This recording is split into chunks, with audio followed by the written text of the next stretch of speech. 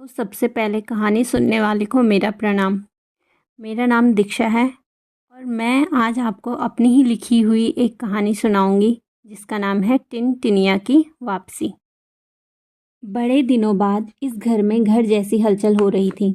दोनों बच्चे रिया और ऋतिक आपस में खुसुर पुसुर कर रहे थे। उनकी माँ दिव्या घर के सारे कमरों से सामान को साड़ी पर और पेटियों पर बांधकर बरामदे में इकट्ठा कर रही थी। इस सामान में से कुछ पुरानी तस्वीरें जिसमें उनके माँ पापा की बीती ज़िंदगी समेटी थी, बस उन्हें वो अपने साथ ले जाने के लिए रखती है। बाकी सारा सामान कबाड़ी वाले को देने के लिए रख दिया। इस घर का बेटा जो मेरे ही सामने बड़ा हुआ, आर्यन परेशान होकर कॉल पर कॉल कर रहा था कबाड़ी वाले को, जिसका ट्रक सामान लेने आने वाला था। कितनी देर और? दिव्या ने पूछा। अभी 1 घंटा लगेगा, आर्यन ने कहा। सारा सामान बरामदे में इकट्ठा कर सब बैठ गए और कुछ सोचने लगे। शायद मेरी तरह सोच रहे होंगे कि कैसे हर एक छोटे बड़े सामान के साथ पुरानी यादें जुड़ी हैं।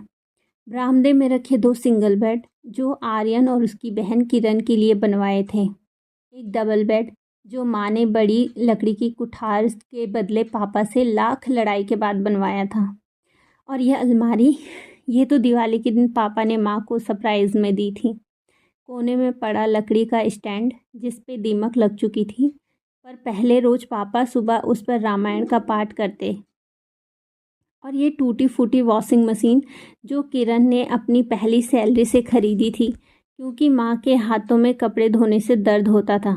धूल लगा स्टडी टेबल जिस पर पहले किरण फिर आर्यन ने पढ़ाई की, और दोनों की पढ़ाई के बाद माँ ने सब्जियाँ काटी। किचन का सारा सामान, फ्रिज, मिक्सी, बर्तन, गैस, जो माँ पापा ने धीरे धीरे पैसे जमा करके इकट्ठा किया था। मुझे नहीं पता ये सारा सामान खुश है या दुखी, क्योंकि सामान आपस में बात नहीं करते, पर ये टाइम मेरे लिए किसी तूफान से कम नहीं, क्योंकि मुझ पर अभी तक किसी की नज़र ही नहीं गई। भगवान जाने मेरा क्या होगा। कसम खा रही हूँ, अगर मैं बेजान नहीं होती तो इस खिड़की से लटक कर खुदकुशी यानी कि आत्महत्या कर ही देती। मैं ये सब सोच ही रही थी कि ट्रक की आवाज़ सुनाई दी। अब आर्यन सारा सामान ट्रक में रखवाने लगा और दिव्या सारे कमरों के खिड़की दरवाजे बंद करने लगी।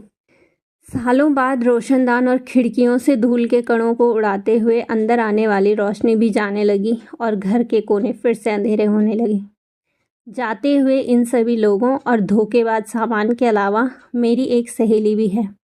भले ही सब जा रहे हों, पर वो मुझे आते हुए महसूस हो रही है। पर आज ये भी मेरी क्या ही मदद करेगी। आते ही उसने मुझे गले लगाया और मैंने भी टिनटिनाकर अपनी मुख व्यथा सुनानी शुरू कर दी। मेरे दुख सुनकर रिया बोली, अरे विंड चाइम, इसे तो हमने देखा ही नहीं। मम्मी, क्या हम इसे भी अपने साथ ले जाएं? हाँ, क्यों नहीं, दिव्या मुझे उतारने ही वाली थी कि आर्यन ने कहा, हाँ ये तुम्हारी बुआ की फेवरेट विंड चाइम थी। मैं बुआ की हूँ, ये सुनते ही दिव्या भाभी ने हाथ पीछे ले लिया और कहा, नहीं, हम इसे साथ नहीं ले जाएंगे। ऑलरेडी बहुत सारा सामान साथ ले जा रहे हैं, इसे भी कबाड़ में डाल देते हैं। पर मम्मी प्लीज़, कितनी प्यारी है, प्लीज़ ले चलो ना। एक बार ना कह दिया ना। ये कहते हुए दिव्या ने मुझे भी पेटी में डाल दिया और पैक करके रख दिया। इनकी नज़र मुझ पर पड़ी, ये खुशी बस पल भर की थी। अब सारे सामान और सब लोगों के साथ मैं भी घर छोड़कर जा रही थी। ये भाभी ननद की लड़ाई के चक्कर में मुझ जैसी सुंदर विंड चाइम को भी कबाड़ में डाल दिया गया। सच में अगर मुझ में जान होती ना, तो आज मेरा मरण दिन होता। ट्रक स्टार्ट हुआ, मैं चली अपनी नई ज़िंदगी जीने। मुझे अच्छे से याद है, आज से 21 साल पहले मुझे मेरे मालिक ने बनाया था और अपनी दुकान पर लटका दिया था। 4 महीने इंतज़ार करने के बाद एक 23 साल की लड़की किरण ने मुझे ख़रीदा और घर ले गई। पहली बार पता चला कि कोई सामान से भी बातें करता है।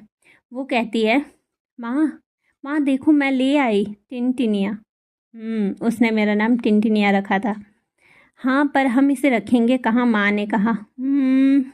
हम इसे बैठक में, नहीं, बरामदे में। एक छोटा लड़का कमरे से बाहर आते हुए कहता है, ये था आर्यन। हाँ, इसे बरामदे में ही रखेंगे, आर्यन ने कहा। नहीं, बाहर से कोई चुरा कर ले गया तो? हाँ, कोई चोर तो बस तेरी ये विंड चाइम ही चुराएगा, आर्यन ने कहा। विंड चाइम नहीं, टिनटिनिया कहो, किरण ने कहा। एक लंबी बहस के बाद मुझे बैठक की खिड़की पर लटका दिया गया। मैं किरण को बहुत पसंद थी। आते जाते मुझे देखती तो मुस्कुराती, कभी कभी बातें करती और कभी हिला डुलाकर अंदर बाहर चली जाती। धीरे धीरे मुझे पता चला कि किरण की पसंदीदा लिस्ट में मेरे अलावा उसकी साइकिल किट्टू और उसकी डायरी शेरू भी शामिल थे। पर वो सबको बराबर प्यार देती। मुझे यहाँ आकर एक ज़िंदगी मिल गई, घर मिल गया, परिवार मिल गया। यहाँ एक हाई कोर्ट था। हाई कोर्ट, वो थे पापा। हाँ, पापा जिनसे सब डरते थे, किरण की माँ भी। तब मुझे नहीं पता था कि मुझे ये दिन भी देखना पड़ेगा। वैसे देखा तो इस घर में बहुत कुछ मैंने। एक सामान्य परिवार का पूरा जीवन। पहले किरण की शादी, आर्यन की शादी, किरण के बच्चे, आर्यन के बच्चे, किरण की माँ की बीमारी की मौत, फिर पापा के अकेले होने का वक्त, पापा की मौत, एक भरे पूरे परिवार का वीरान होना, घर का बिकना और अब अपनी विदाई। नॉर्मली लोगों को अपनी उम्र पता नहीं होती, पर शायद मुझे पता थी। हाँ, क्योंकि ये कबाड़ी वाला पता नहीं मेरे साथ क्या ही करेगा। ये सब सोचते सोचते मैं तो खो ही गई थी। पता ही नहीं चला कि कब कबाड़ वाले की दुकान तक पहुंच गई। कबाड़ वाले ने सारे सामान को ट्रक से उतारा और एक एक करके तोड़ने लगा। मैंने जिस तरह इस सामान को जुड़ते हुए देखा था, उसी तरह तोड़ते हुए भी देख रही हूँ। अब मेरी ही बारी आने वाली थी। उसने जैसे ही मुझे उठाया, मैं सहम सी गई और खुद को सिकोड़ लिया। उसने कुछ सोचा और मुझे अलग मेज पर रख दिया। मैं सोचती ही रह गई, इसने मुझे क्यों छोड़ दिया। सारे सामान के कल पुर्जे अलग अलग करते हुए शाम हो गई। उस कबाड़ वाले ने सामान समेटा और मुझे उठाकर एक थैले में रख कर घर चल दिया। घर पहुंचते ही चिल्लाया, किरण देख मैं तुम्हारे लिए क्या लाया, देखो तो क्या तोहफा लाया हूँ। किरण, ये नाम सुनकर जैसे मुझ में जान आ गई। क्या बाबा, क्या कहते हो? ये कहते हुए एक 7-8 साल की छोटी बच्ची, सांवली सी, सर में 2 चोटी बांधे और फीकी सी फ्रॉक पहने बाहर आई। देखो तो क्या लाए बाबा, मुझे थैली से निकालते हुए। अरे वाह टिनटिन, बाबा ये कितनी सुंदर है, शुक्रिया बाबा। ये थी मेरी नई ज़िंदगी। खैर, मुझे तो एक नई किरण मिल गई, एक नन्ही सी जान जिसकी मैं जान बन गई। फिर से एक नई ज़िंदगी, नया घर और एक नया नाम, टिनटिन। तो ये थी मेरी लिखी हुई कहानी, टिनटिनिया की वापसी। आपको मेरी कहानी कैसी लगी प्लीज़ कमेंट में ज़रूर बताना यार। Okay, bye bye. फिर मिलूँगी एक नई कहानी के साथ।